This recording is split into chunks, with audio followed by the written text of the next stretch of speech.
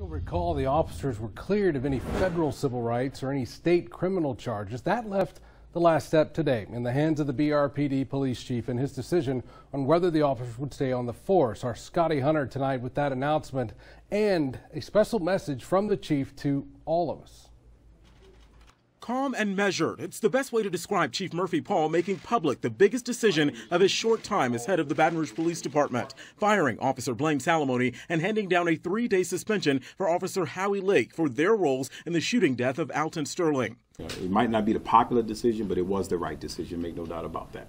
Paul says both officers were given a chance to defend their actions that night, noting that Lake answered all questions during his disciplinary hearing last night, while Salamone, at the advice of his attorney, chose not to answer any of their questions. The discipline, Paul says, though, was based solely on the officer's response during the deadly encounter and not on any outside factors or voices that have emerged since the shooting nearly 2 years ago. My decision was not based on politics.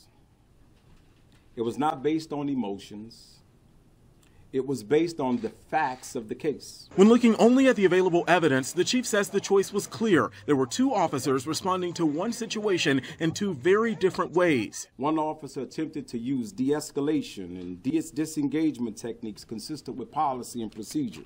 And one officer did not follow the tactics, training, professionalism, and organizational standards. Chief Paul chose not to walk step by step through videos made public today from the incident, only calling them, quote, graphic and shocking to the conscious. He did, however, point to what he considers clear policy violations that show why Lake was suspended while Salamone's punishment was more severe. These actions were not minor deviations from policy, as they contributed to the outcome that resulted in the death of another human being. Paul also took on critics of the BRPD disciplinary process, saying claims that it was rushed, politically motivated, or otherwise are simply not true. All lies.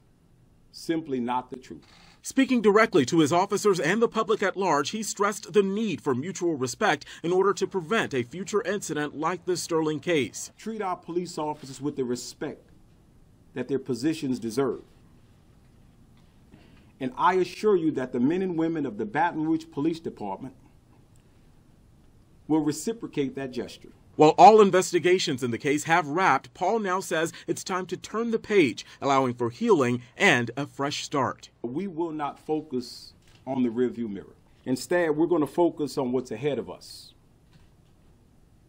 And that's our pursuit as a police department to strive for excellence in law enforcement.